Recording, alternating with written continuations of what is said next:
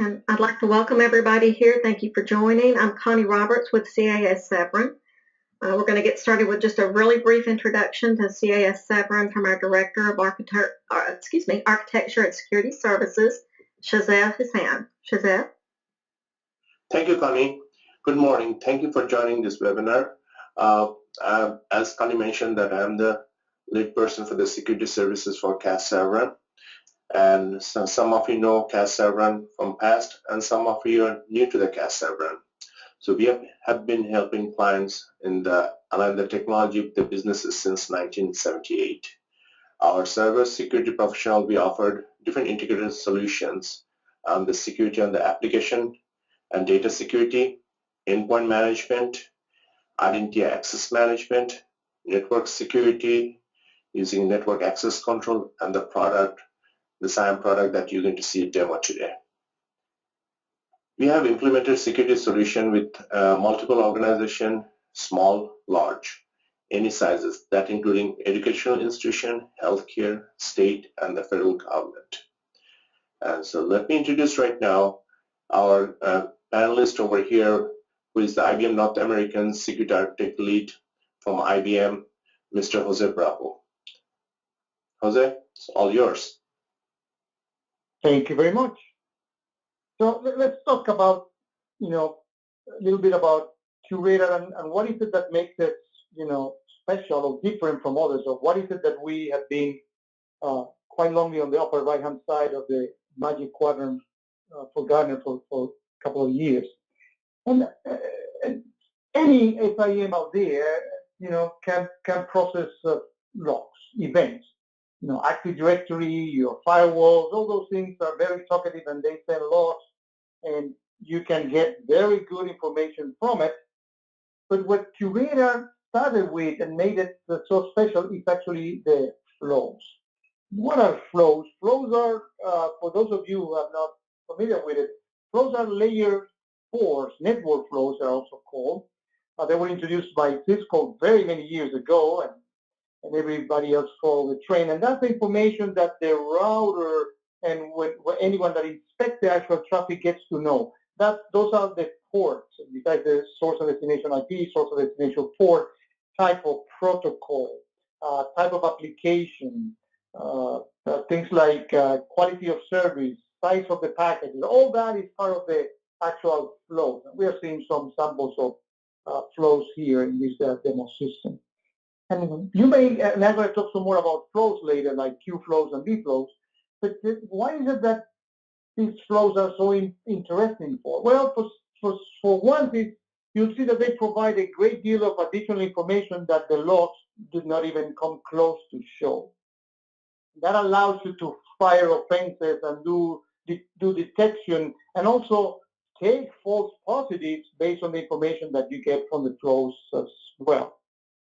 But one important property of the flows is that we would like to say that flows never lie, because the logs, you can stop them, you can alter them and replay them, and they will look like something different. Not so with the flows, because the flow is the way that the traffic actually goes to the network. So you cannot hide from them. So they're a very truthful source of information. But let me show you the first benefit of the actual flow. So I'm going here in the QRadar console into the Assets tab. And that is what allows us to detect everything that is out there in the network. So some tools get this information by you either loading a CSV file or manually entering, oh, here are my DNS servers, here are my FTP servers, here are my mail servers. So your SIEM is aware of what's out there. Not so with QRadar. What QRadar does is, and people like this very much when we do POCs on the product, is that we rack the device and we let the device listen to the traffic that is out there for a long time. Typically, we rack the box and we go with the customer for a very long launch with gelato included and all that. And when we come back, we have the device listening to what is there. So when it sees DNS site traffic on the right DNS port coming from a particular host, you say, well, that might be a DNS server. If this is FTP traffic, that might be an FTP server, and so on and so forth. And at the end of that, when we come back from that launch, it shows you a tremendous amount of devices that is discovered out there.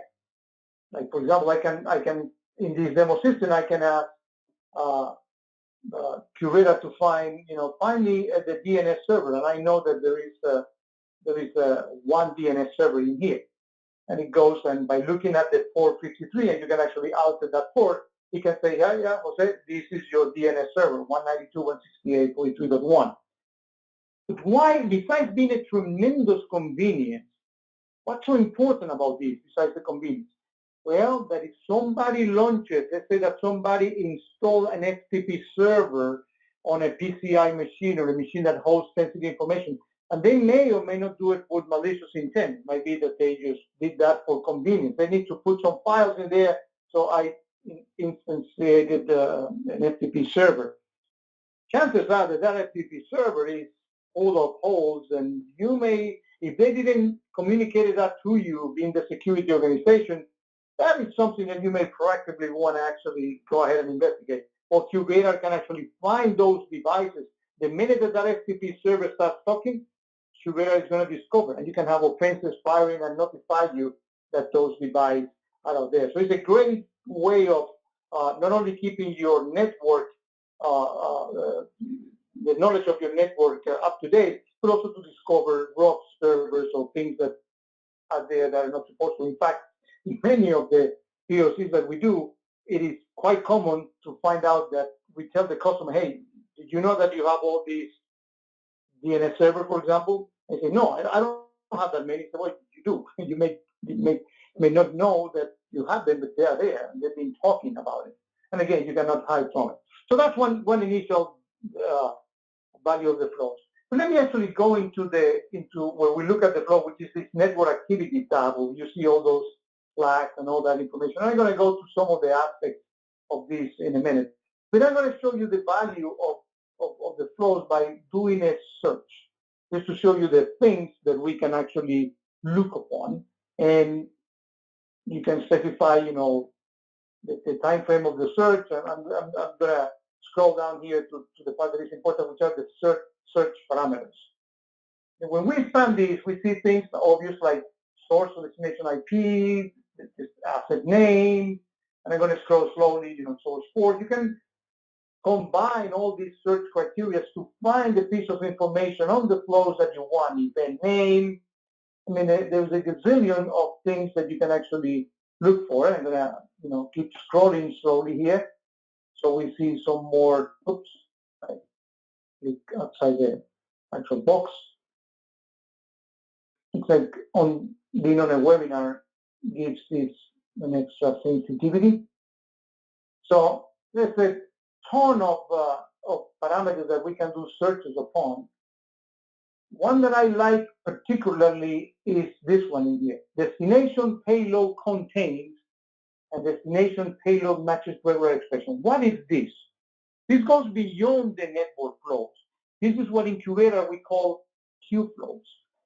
QRadar, we started actually not by looking at logs, but actually at the network anomaly behavior tool, and that's why we are so good and so mature on handling flows. QRadar, from the beginning, has had the capability of, for every packet that passes through us that we get to see, we're going to peek inside the first 64 bytes. It's not a full packet capture, which we have an option for. It's something much lighter. We're going to peek on the first 64 bytes of that packet and searches on that. So you see it here. You see it here on the actual text or matching a regular expression. So we can find credit card numbers going on in clear text here and there, social security, driver license, account name, balances, whatever you deem important, we can actually detect those with ease. Let me show you a particular example. So if I let's say that I want to look for people who are using iPhones that are jailbroken in my organization. People should not jailbreak their iPhones, but if they do, how do I detect them? Well, one of the ways is that for you, when you jailbreak your phone, you go into a raw app store called Cydia. And well, why don't we put the word Cydia and do a search for that word and put that as a filter. And I'm going to ask QRadar to act on all the packets that we have seen in the last, put here a couple of hours. See, definitely the sensitivity of these on the other webinar is different. Let's say last hour. So I perform a search and see, well, look at all those packets that have been going out there and see if in the first 64 bytes of it, you see the word Syria. Maybe I need to go back on time. Oh, there it is. I thought there wasn't any. So as you see, I have a couple of instances where I have had devices on my network that have been talking to the Cydia and look at the port is 53. Actually, they've been doing a DNS resolution automatically to go to the Cydia App Store, and I see the different, you see those peaks in there, that those are the traffic. Well, there's some people that have jailbroken phone in my enterprise. And as you see this red dot here on the left, that's an indication that QRadar has an offense that fire upon those, because I do have an offense that detects when people jailbreak their phones. And I actually can, when you see this C between parentheses in here, is that QRadar has been able to pick on the content of that traffic, and that's how we found it. In fact, if we open the actual record itself, we can actually, in the payload, we should see that somewhere in there, there's the word Cydia, and actually you can see it there, And that's the value of this type of tool, to be able to, go not only on the network flows, but also beyond on the queue flows. You can actually even go to that particular offense that this event actually contributed, and we see that we have an offense that basically is based on a jailbroken. And one word about QRadar and the rules. The rules, writing rules in QRadar is actually very easy. These are rules that fire on 50 log sources of events and 50 flows. And if we display the actual rule or rules that fire upon, I want to just give you a glance of how easy it is to write rules. You don't need to know any language, no coding. All you need to know is English, even with an accent, not mine, and just the IP lingo, and there you are. So this is a rule that fires when anyone is on my wireless network, and I define that on the network topology of the tool. It's using 453, which is the DNS resolution, and you saw that search before. The destination payload contains the word Cydia in there. It's that easy. One of the things that we're actually doing is that even though building rules in QRadar is pretty easy, I'm going to show you a complete example where we are actually creating more rules for the customers. The tool comes with a gazillion number of them already by default, but I'll show you in the App Store that we opened early this year and have been extremely successful, how we are putting lots of contents for other people to benefit from it. So you don't even have to write simple rules. Now, let me show you, before I move on into other areas of QRadar, let me actually show you some other things that we can do with those flows. Let me actually get all the offenses that we have created for today, and let's look at this one, for example. Potential DDoS against a single host using ICMP protocol, preceded by DNS phone scan. So notice that QRadar is going to actually be telling you the story of all the things that are happening. In this particular case, it's just a combination of two. First, there was some port scanning detected, and then there was massive amount of ICMP traffic trying to overwhelm a machine. And notice that this one is only 123 logs or logs events and 20,000 flows. So that's how these type of DDoS things are kind of massive. And again, I can do as before, display the rule and show you how easy that is, and you get the picture. But again, what customers are saying, hey, it's really easy to build rules in QRadar, but can you give me something pre-canned? I mean, instead of me going and doing all that, what can you give me? So let me actually show some rules that come with the package, and I'll show you how we actually got the package, which is called user behavior analytics, and all the rules that come with it. And QRadar has thousands of rules that are available for you. You need to enable and disable them and make sure that, so they find the information that you want. So this user behavior analytics tool is one that is particularly good. We actually can see the visuals of it. These are the rules. If you have any questions, when we open this for question, I can show you the details of it. But the visual for that is actually on this tab. In here, I can see people that, for example, they are accessing my VPN, and that's not the current time that they normally do that. So in other words, the tool is baselining the behavior of your company. If all of a sudden we see somebody accessing massive amount of records, more than 200% of what they did last week, we're going to fire that as an event of interest. Because that's typically the way that APTs work. And APT compromises the credentials of one of your trusted people, and then it's going to be doing things that for all purpose of your detection, if they use the credentials of one of your guys and they go to your VPN, they are one of your guys. The only way for you to detect that is when they do abnormal things, like, this guy had never used those privileged credentials, and all of a sudden he's beginning to use it. It's going to be flagging here. And there are a ton of behavioral rules that are already created that the tool is actually monitoring and learning what's normal and what's not normal without you having to write a single line of code. All those things are actually created for you.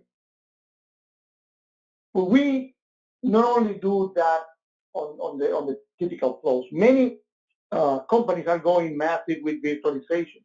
And you may wonder, well, what happens with all those flows and logs when they are within or between hypervisors of my virtualized environment? And that's where we have the vFlow capability. And there's actually a package of it on the App Exchange that helps you get, all the vCenter and all those wealth of information that otherwise you will have to go into the VMware console to get. We get that information. We get interface with the VMware API, and we get the data. So all that is to say, nothing of the virtual world is different to us than in the physical world. You get the information about all that. But one thing that I don't want to give you the impression that flows are the only good things, and logs are not that important. Let me show you. Let me see if I have a good example here of a rule of an offense that fire on a combination of logs and flows, because that's what you want. You need them both.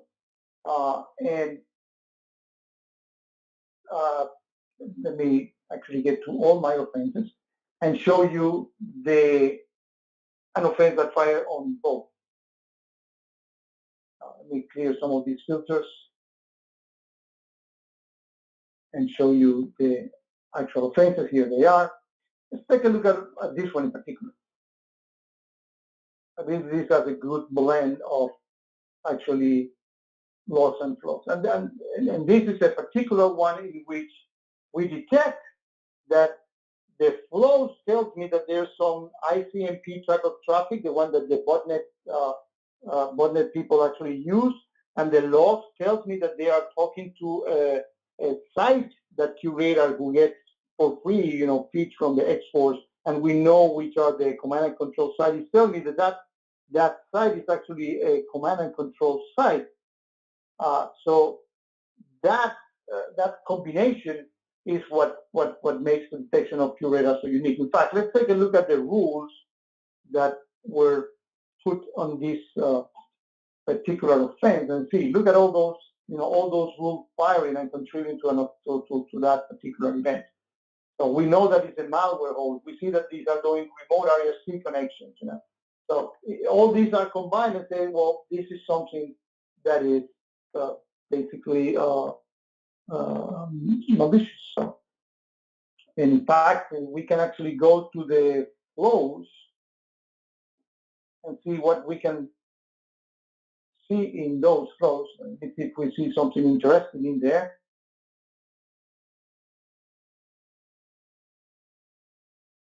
And I want to see the let me pick up on the first of those flows and see what we see.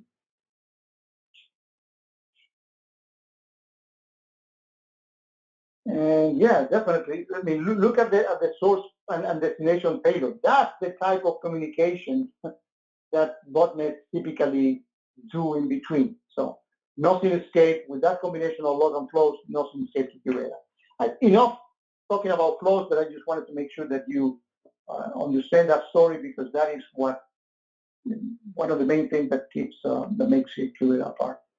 Now, another thing that we help tremendously organizations is with managing vulnerabilities.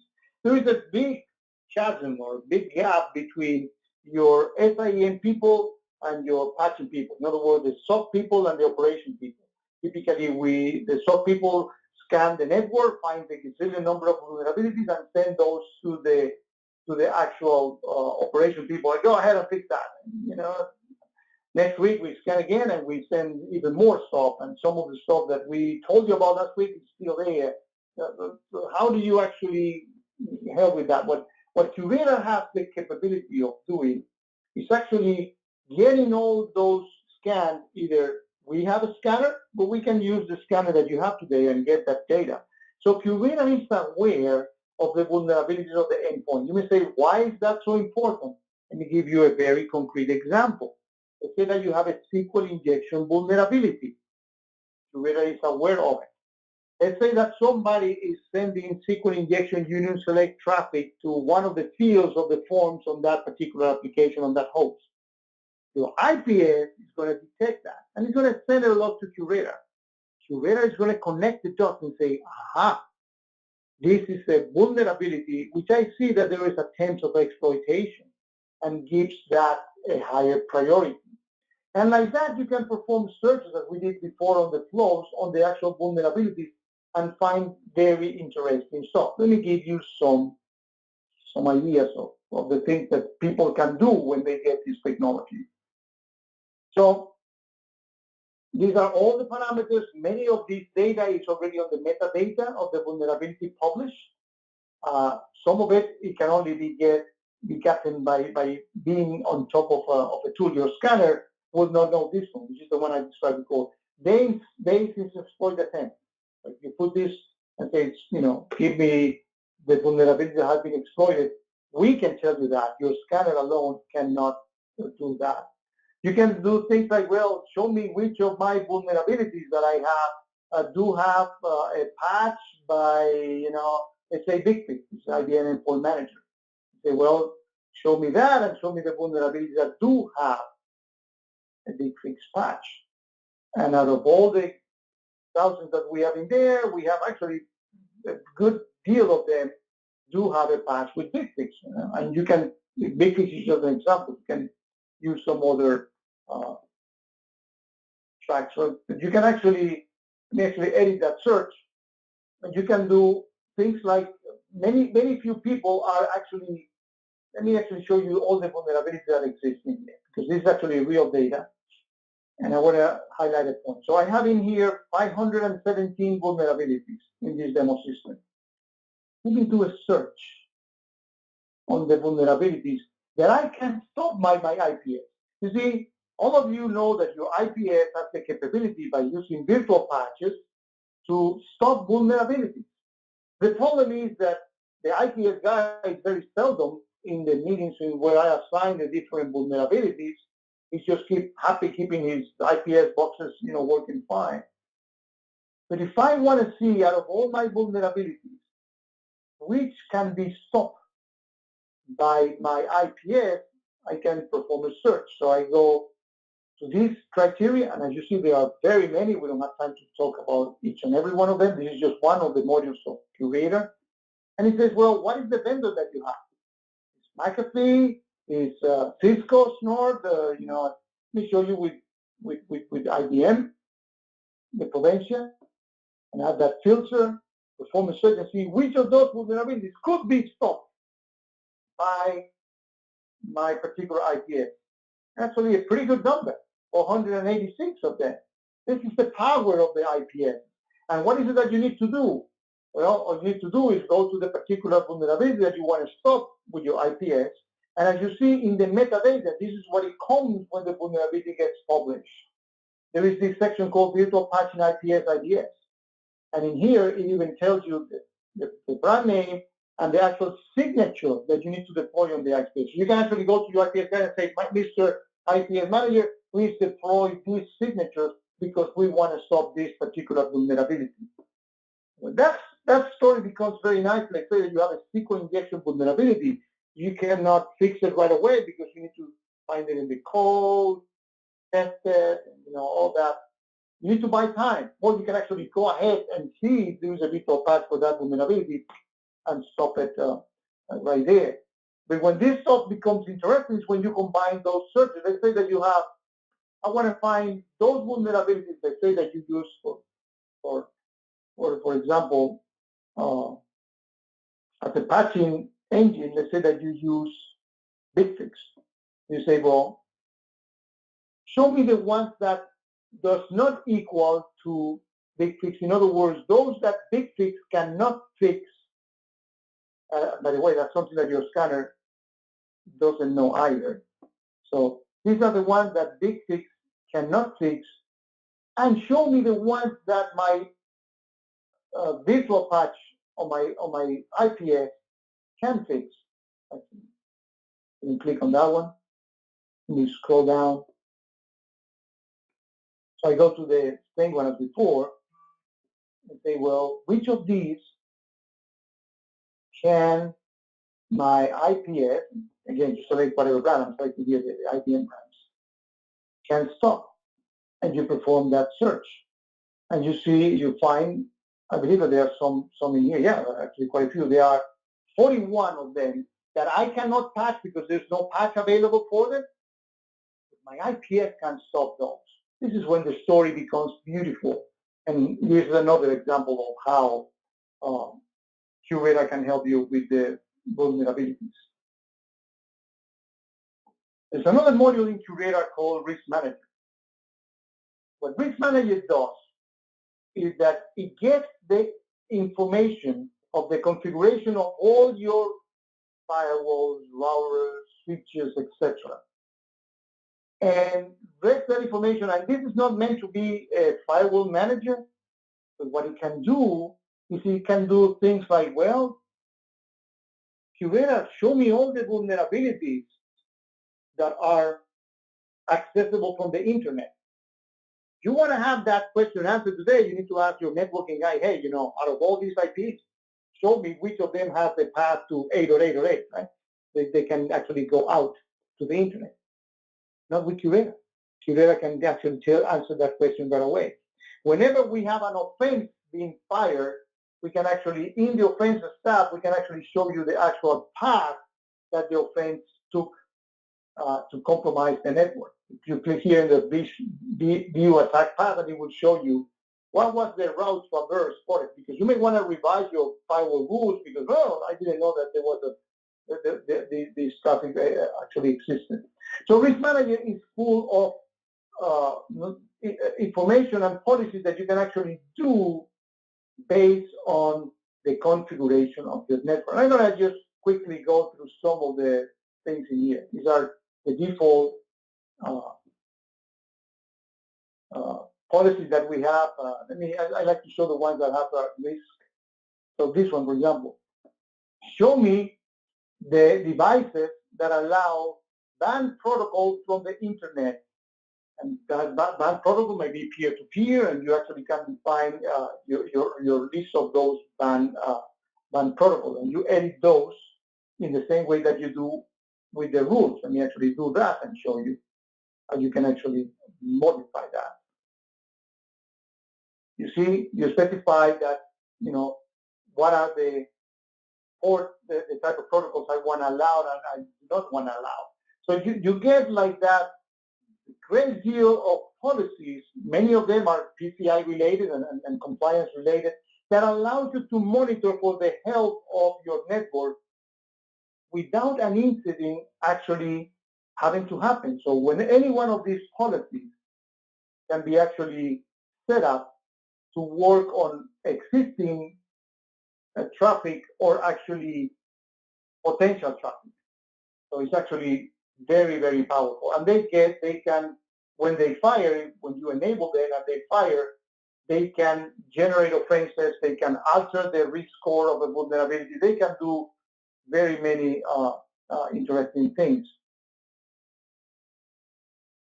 And I want to show you here that you can have them evaluate on either possible communication or actual, some of them can even be done on actual communication itself. When I see that because of the configuration of the network, that could go through, or this is what actually went through. So that's the risk manager component, very powerful, and now comes bundled. You don't have to pay extra. When you get vulnerability manager, you now get risk management. Report, we have a very powerful engine for doing reports, but to me, reports are a little boring, so I'm not going to spend the few minutes that I have on that. Let me talk about the forensic component. And this is the module that we have that allows us to get full packet inspection. Today, if you want to do a forensic, I like to joke and say that when you want to do forensic, you need a geek and a week, because you need to get a guy that's going to go with a Wireshark type of tool and, spend days, fed on Mountain Dew and pizza and come up with this is what the guy did. Very laborious, requires a lot of knowledge on how the network works. Not so when you have a tool like forensics. What you have is this is the tool that does the full packet capture.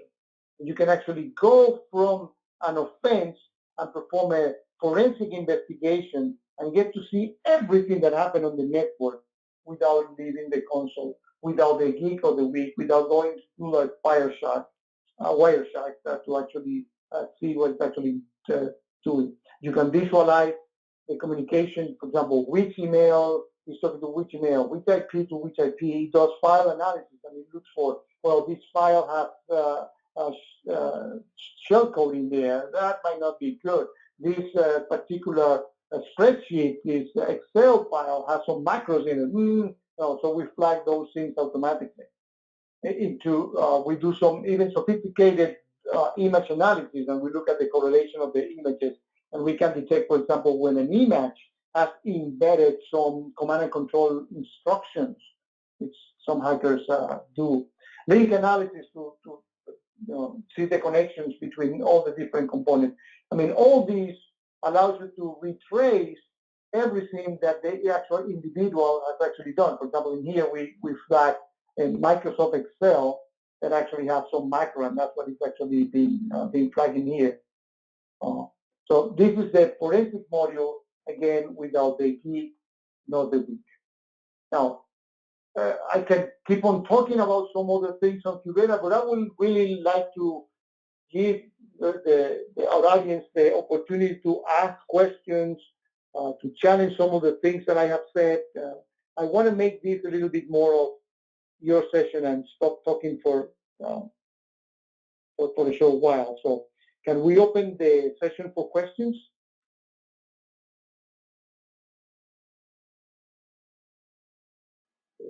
Anybody there?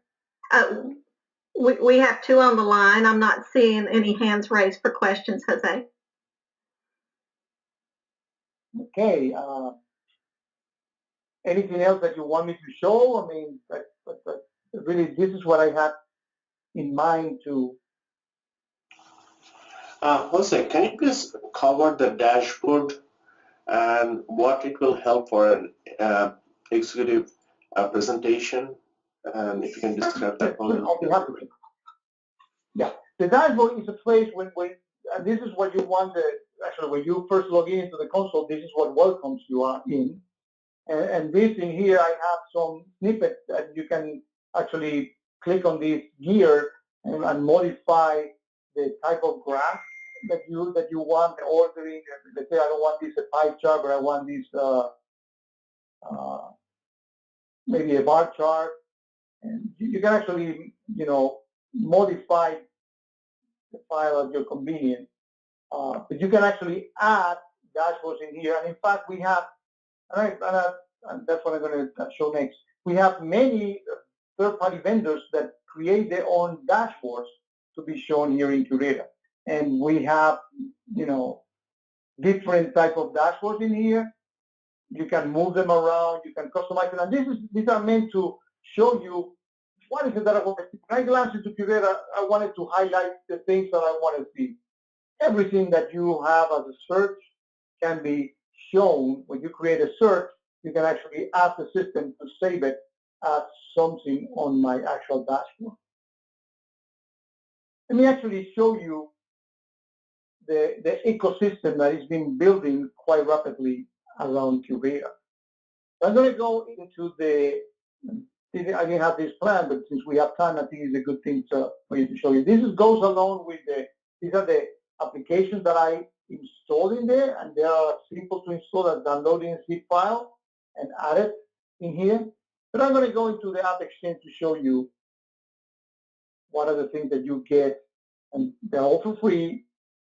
And this is integration that you don't have to worry about.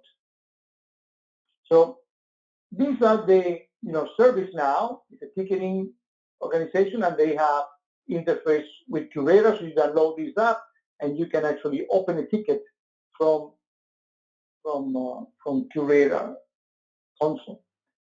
The user behavior analytics is the one that I just showed you in there. Resilient, which is now an IBM company, it's a great addition, and they had this integration even before we acquired the company. And this is all about, well, when I have a security incident, what should I do? Do I have an expert on ransomware? Do I have an expert on phishing? Do I have an expert on credit card leakage? On human resources, private information? You probably don't. But what you have is you have the resilient mode. Is that from QRadar, you can actually go ahead and open an insecurity incident.